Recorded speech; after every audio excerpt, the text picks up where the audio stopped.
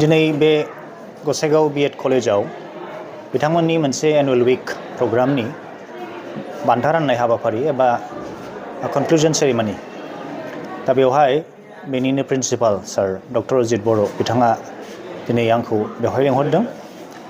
दा B.ED college होनोब्लाथ' नोंथांमोनहाबो मिथिखायो बे जाहैबाय फोरोंगिरि बिथांमोननिनो मोनसे ट्रेनिंनि मोनसे स्कुल बे कलेज प्राइभेट कलेजब्लाबो आं जा मोनदांदों बे कलेजा जथेस्थ' मोनसे गोजोन एनभायरनमेन्टआव बे कलेजा सोलिगासिनो दं। जथेस्थ' इनफ्रास्ट्राक्चार दङ आरो एडमिनिस्ट्रेटर हिसाबै डक्टर अजित बर' बिथाङा गावनि टीम एबा फेकाल्टि मेम्बार्सफोरखौ लानानै जोबोद मोजाङै मोनसे एडमिनिस्ट्रेसन खुंगासिनो दं होननानै आं मोनदांदों। बिथांमोनहा नेक एक्रेडिटेसनबो मोनबाय। बियो जोबोद गोग्गाथाव बाथ्रा। ग्रेड बी मोनदों बिथांमोनहा। दिनै बे हाबाफारियाव फैनानै आं नुदों जे गोबां फरायसाफ्रा मस्ट अफ देम भेरि यां लाइमोन बिथांमोन। सानसे समाव बिथांमोनहानो फोरोंगिरि जाहैगोन। थ' मोनसे इन्थुजियास्टिक एबा गोसो गुदुं बिथांमोननि जिथु बडि लेंगुवेज बेखौ नुनानै आं जोबोर गोजोननाय मोनदों। बेजों लोगोसे दिनैनि बे हाबाफारियाव बिथांमोननि टेलेन्ट्सफोरखौबो आं नुनो मोनबाय। वाल मेगाजिन होन, बिथांमोननि मोसानाय बायदिसिना बादायलायनाय आरो आंखौ बिथांमोनहा माखासे मटिभेशनेल लेक्चार होनो थिननायखाय आं माखासे खोथाफोर होनदों बेवहाय जे सासे फरायसाखौ जोङो दिनैनि थारिखआव दिनैनि अक्ट'आव माबायदि दानांगौ। बे खालिबोल' जोङो सार्टिफिकेटनि सोलोंथाइ होबानोथ' जानाय नङा। इडुकेसननि गोथौथार मिनिंखौ सासे मानसिनि पार्सनेलिटि, सासे मानसिनि साननाय हनायखौ जोङो माबायदियै सोलोंथाइनि गेजेरजों गुदिनिफ्रायनो होलांनो हायोब्ला जों सासे जाफुंसार सुबुं जाहैनो हायो। बेफोर गोबां बिथिंखौ दिनै जोङो बिथांमोनजों शेयार खालामदों, जोङो रायलायदों। आरो जोंहा डक्टर अजित बर' सार, लोगोसे MLA बिथां जिरन बसुमतारी बिथां, लकेल MLA आरो गभर्निं बडिनि चेयारपारसन बिथाङाबो फैनानै गोबांथार बाथ्रा बुंबाय।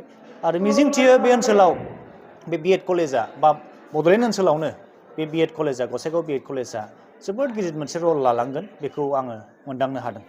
मोनसे बाथ्राया जाहैदों मा, जों थांना थानायनि इजिसिन लामाया एक्सुवेलि सोलोंथाइयानो। जोंहा मोनसे क्वालिफिकेसन नांगौ, मोनसे डिग्रि नांगौ, होमब्लासो नों साख्रि बाख्रि एप्लाइ खालामनो हायो। आरो दुनियायाव साफ्रोमबोथ' सचिन तेन्दुलकार जानो हाया, महेन्द्र सिंह धोनि जानो हाया, साफ्रोमबो लता मंगेशकर जानो हाया, नङा होमबा? साफ्रोमबो मुकेश आम्बानिबो जानो हाया। बिसोरो कर'राव, लाखआव, मिलियन्सआव साफा सानै बा 100,000 थानो हागौ। नाथाय मेक्सिमामा माजों जागोन? माबा मोनसे सोलोंथाइजोंथ' जानानै थांना थानांगोन।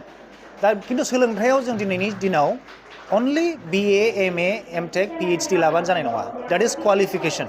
बेखौबो नांगौ, नाथाय जोंनो माखासे एक्सट्रा अर्डिनारि स्किल्सनि गोनांथि दं। जेरै नोंथांमोनहा दिनै बेवहाय रिपर्टिंनि खामानि मावदों। बै नोंथांनि स्किल्स, नोंथाङा आंजों रायलायनो हायो, नोंथांनाव मोनसे क्वालिटि दं, नोंथांनाव मोनसे धैर्य शक्ति दं, नोङो मोजां मोनो बे खामानिखौ मावनो, बेजोंथ' नोंथाङा जागोन। द्याट इज द प्रफेसन। सोरबाया हमनानै ला आबाद मावनानै जानो मोजां मोनो।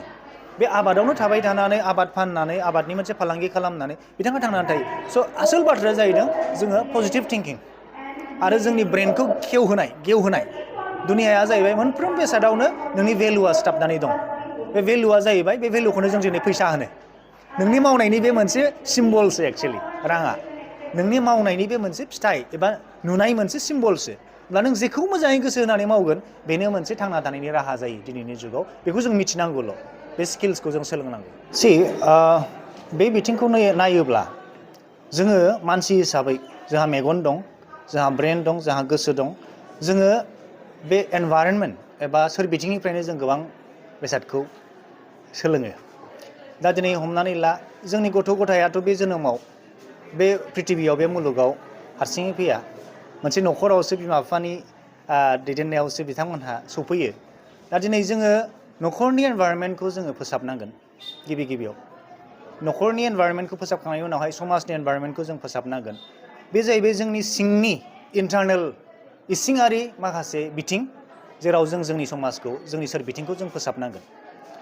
जौ लोंनाय बा निसा बेसादखौ जों जुदि गथ'फोरनि सिगाङाव जायोब्ला, लोङोब्ला, सोबोब्ला, मबाइलावनो हक, टिभियावनो हक, सिनेमायावनो हक, बा जोंनि मोनफ्रोमबो समाजारि बिथिङावनो हक हाबाफारिफोराव जुदि बेफोर बिथिंखौ नुयोब्ला जोंनि गथ' गथायफ्रा बेखौ इजिनो सोलोंगोन सेकेन्डलि माखासेया जाहैबाय एक्सटार्नेल बे साननो लुगैया बाथ्रा नोंथाङा जे खोथाखौ बुंदों जे जोंनि समाजाव दिनै माखासे लाइमोनफ्रा ओरैबायदि निसाजों एडिक्ट जादों बेवहाय माखासे एक्सटार्नेल एलिमेन्टबो थानो हागौ बाथ्राया जाहैबाय फालांगिनि पारपासाव जों बेफोर निसा बेसादखौ जुदि यां माइन्डफोरनो जुदि होनो हायोब्ला बैफोर मालाय फालांगियारिफ्रा बेवहाय मुलाम्फा दं सेकेन्डलि जेनेरेसनखौ जुदि फोजोबनांगौब्ला सोरहाबा मोनसे गाज्रि षड़यन्त्रबो थानो हागौ अब्ला जोङो बेखौ समाजाव बे बेगरखौ गारनानै हरोब्लानो बे समाजा अट'मेटिकेलि हारसिङैनो नोरजिया जालाङो स' बैफोर एलिमेन्ट्सखौ जोङो जुदि सांग्रां जायाब्ला मोनफ्रोम न'खराव साफ्रोम इन्डिभिजुवेला साफ्रोम फोरोंगिरिया